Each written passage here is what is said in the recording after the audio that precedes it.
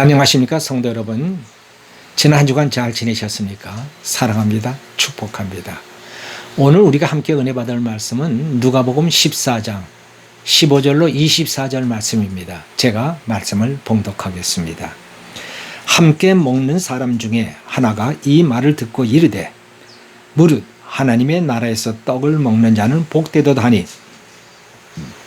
이르시되 어떤 사람이 큰 잔치를 배설하고 많은 사람을 청하였더니 잔치할 시간에 그 청하였던 자들에게 종을 보내어 가로되 오소서 모든 것이 준비되었나이다 하매 다 일치하게 사양하여 하나는 가로되 나는 밭을 샀음에 불갑을 나가보아야 하겠으니 청컨대 나를 용서하도록 하라 하고 또 하나는 가로되 나는 소 5겨리를 샀음에 시험하러 가니 청컨대 나를 용서하도록 하라 하고 또 하나는 가로되 나는 장가 들었으니 그러므로 가지 못하겠노라 하는지라 종이 돌아와 주인에게 그대로 고하니 이에 집주인이 노하여 그 종에게 이르되 빨리 시내의 거리와 골목으로 나가서 가난한 자들과 병신들과 소경들과 저는 자들을 데려오라니라. 종이 가로되 주인이여 명하신 대로 하였으되 오히려 자리가 있나이다. 주인이 종에게 이르되 길과 산울가로 나가서 사람을 강권하여 데려다가 내 집을 채우라. 내가 너에게 말하노니 전에 청하였던 그 사람은 하나도 내 잔치를 맛보지 못하리라 하였다 하시니라. 아멘. 예수님이 잔치에 관한 말씀을 하시는 중에 어떤 사람이 아주 지혜로운 말을 합니다. 하나님 나라에서 떡을 먹는 자는 복되도다. 이 말씀을 들으신 예수님께서 그 말씀을 받아 오늘 읽은 본문의 말씀을 하신 것입니다. 어떤 사람이 큰 잔치를 배설한 이야기를 하신 겁니다. 하나님 나라에서 떡을 먹는 일은 큰 잔치에 참석해 푸짐하게 차려놓은 음식을 먹는 것과 같은 것이라는 말씀입니다. 자, 여러분은 하나님 나라의 떡을 어디서 먹습니까? 지금 우리가 예배 드리는 이 자리가 하나님 나라의 떡을 먹는 잔치 자리인 것입니다. 지금 이 자리에서 진리의 떡을 먹고 또 은혜의 잔을 마시는 바로 이 자리가 참으로 복된 자리다라고 말씀하시는 겁니다. 영의 기쁨과 영의 만족은 오직 하나님이 준비하신 이 자리에 참석해서 먹고 마실 때 얻을 수가 있는 것입니다. 이 자리가 얼마나 복된 자리인지를 깨닫는 사람은 참으로 복 있는 사람입니다. 그러나 예배 자리가 얼마나 복된 자리인지를 깨닫지 못하고 있는 사람들이 있습니다. 오랫동안 교회를 다녔지만 이 진리를 깨닫지 못하고 있는 사람들이 있다는 것입니다.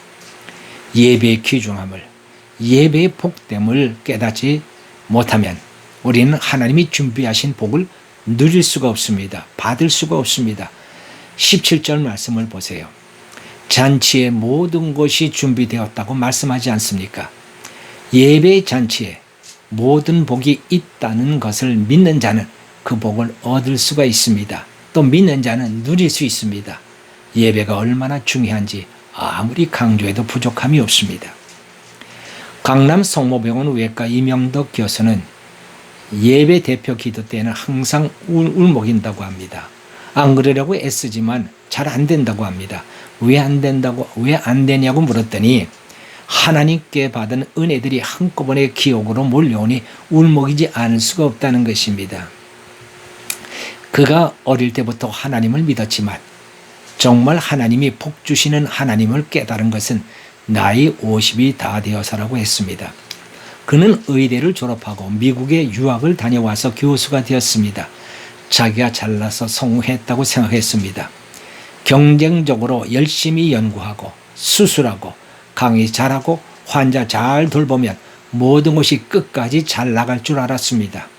그러나 그렇지 않았습니다. 수술 잘 받은 환자가 죽기도 하고 자기는 양심적으로 진료한다고 했는데 환자나 가족으로부터 못된 의사로 매도당하는 일이 한두 번이 아니었습니다. 또 그때를 생각하면 자기는 참 밥맛 떨어지는 인간이었다고 합니다. 깐깐하고 화 잘 내고 소리 잘 지르고 잘난 체 하는 인간이었습니다. 그는 적당한 세속주의자였고 또 최소한의 교회 생활하는 크리스찬이었습니다. 그랬던 그가 예배에서 은혜를 받은 것입니다. 눈물, 콧물을 흘리며 자기의 죄를 회개한 것입니다. 그때부터 그는 달라졌습니다. 하나님의 은혜가 무엇인지, 하나님의 복이 무엇인지를 아는 자가 된 것입니다. 감사와 눈물이 있는 사람이 되었습니다. 그는 따뜻한 사람이 되었습니다. 하나님께서 그를 의사로서도 축복을 하셨습니다. 우리나라 최초로 소장 이식 수술에 성공했습니다. 20년의 수고를 푼 것입니다. 나는 우리 성도들이 하나님이 주시는 복 받기를 원합니다. 여러분들이 예배를 통해서 주시는 복을 받아 여러분의 삶이 날마다 풍성하고 충만해지기를 소원합니다. 그것은 또한 하나님의 강력한 소원이기도 합니다. 오죽하면 길거리에 나아가 사람들을 강제로라도 끌어다가 잔치자리를 채우라 하겠습니까? 예수님은 오늘 3가지 이유를 들어 잔치에 초청한 사람들의 이야기를 하셨습니다. 그들은 하나님의 복을 거절했습니다. 첫째는 한 사람이 밭을 샀으므로 초청에 응할 수 없다고 했습니다. 나는 그 사람의 거절 이유가 이해가 되지 않습니다. 밭을 사는데 왜 초청에 응할 수 없단 말입니까? 잔치에 다녀온다고 밭이 없어지는 것도 아닌데 말이죠. 아마 이런 이유가 있었을 것입니다. 그가 밭을 샀다는 소식을 듣고 친척들이 밭을 구경하러 오기로 했을 것입니다. 예배를 빠지는 경우 누가 갑자기 찾아오기로 했다는 이유 때문에 빠지는 경우를 봅니다. 나는 그런 경우 그것이 합당한 이유가 되는가를 생각해 봅니다. 교회 예배도 하나님과의 약속입니다.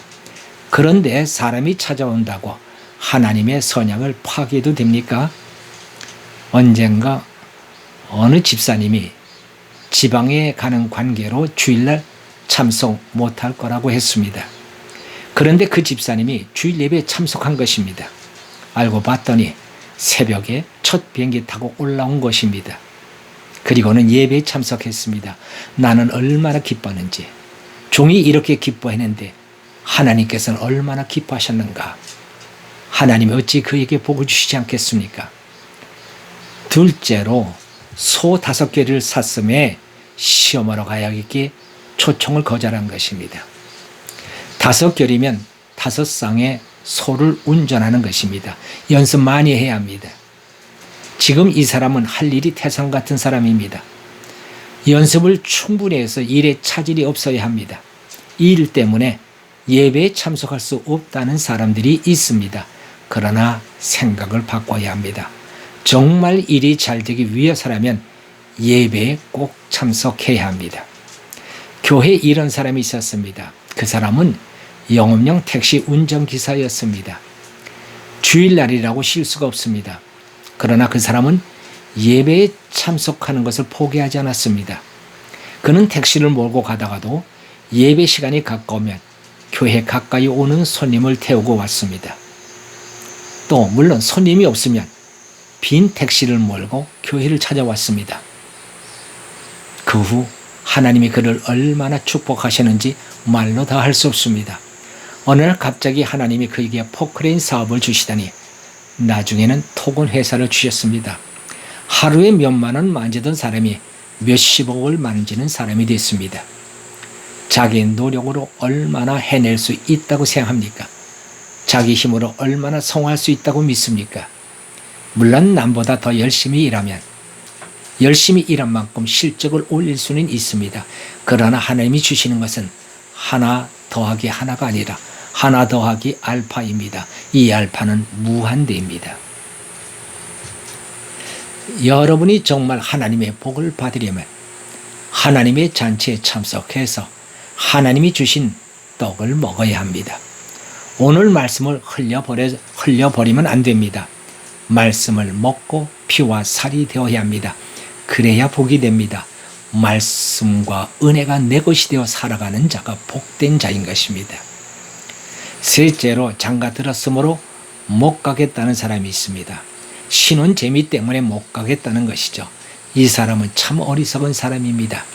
이 사람은 그 즐거움이, 이 재미가 영원이라고 생각합니다. 그러나 그것은 잘못 알고 있는 것입니다. 많은 사람들이 너 없으면 죽는다고 결혼하지만 그 사랑이 오래가지 못하는 까닭이 무엇입니까? 감정적인 사랑은 1년 이내를 넘지 못한다는 것이 의학계에서 밝혀낸 사실입니다. 인간의 사랑은 그런 것입니다. 이기적이고 자기 중심적이기 때문에 오래가지 못합니다. 사랑은 하나님의 사랑이 함께할 때 영원한 것입니다. 너와 나와의 관계가 하나님의 사랑 가운데 속해 있을 때 너와 나와의 관계가 영원하고 행복한 것입니다. 왜 사랑이 눈물의 씨앗이 됩니까? 거기에 하나님의 사랑이 없기 때문입니다. 지금 좋다고 영원한 것이 아닙니다. 인간적이고 세상적인 즐거움은 잠시 잠깐이요. 그 결과는 너무나도 씁쓸한 것입니다. 정말 인생을 즐겁게 살기 원하십니까? 하나님이 계셔야 합니다. 하나님 안에서 사랑을 만들어 가야 합니다. 거기에 기쁨이 있는 것입니다. 하나님께서 인간을 창조하시고 제일 먼저 주신 것이 무엇인지 압니까? 창세기 1장 28절에 복입니다. 생육하고 번성하고 땅에 충만하라, 땅을 정복하라, 모든 피조물을 다스리라 하신 그 말씀 앞에 하나님께서 만드신 그 사람에게 복을 주셨다는 말씀이 있습니다. 하나님의 복을 받는 것이 가장 먼저 할 일입니다. 인간들이 왜 이렇게 불행하게 삽니까? 하나님의 복을 받지 못한 까닭입니다. 하나님의 복을 받지 못하면 그 하는 모든 일이 고통이요, 불행이요, 비극입니다. 그러나 하나님의 복을 받는 사람은 그 하는 일이 기쁨이요, 행복이 되는 것입니다. 우리 하는 일, 모든 것 중에 가장 먼저 가장 중요한 일은 하나님의 복을 받는 일인 줄 알고 하나님이 초청하신 예배에 모든 일을 다 제쳐놓고 참석할 수 있는 지혜로운 하나님의 귀한 백성들이 되기를 주의 이름으로 축원합니다. 기도하십시다. 할렐루야. 하나님 아버지 감사합니다. 하나님은 참으로 우리가 이 세상을 살아가면서 복되게 살기를 원하십니다. 그래서 하나님은 우리에게 먼저 복을 주십니다. 그러나 그 복을 받는 자리가 있습니다. 바로 예배의 자리인 줄 압니다. 이 예배의 자리가 곧 잔치자리요. 이 잔치자리에서 하나님 주신 떡을 먹을 때, 하나님 주신 말씀과 주신 하나님의 은혜의 물을 마실 때에 우리는 복 있는 하나님의 사람들이 되고 또 이 복된 하나님의 사람이 될 때에 우리 하는 모든 일이 참으로 우리에게 큰 행복이요 축복이 되는 줄로 믿습니다. 하나님 아버지, 우리 사랑하는 성도님들 위에 함께 하사 오늘도 주신 귀한 말씀을 통하여 우리 사랑하는 모든 성도들에게 복을 주시고 행하는 모든 일에 하나님의 놀라운 축복의 역사가 나타나게 도와주시옵소서. 감사하고 우리 주 예수 그리스도의 이름으로 기도하옵나이다. 아멘.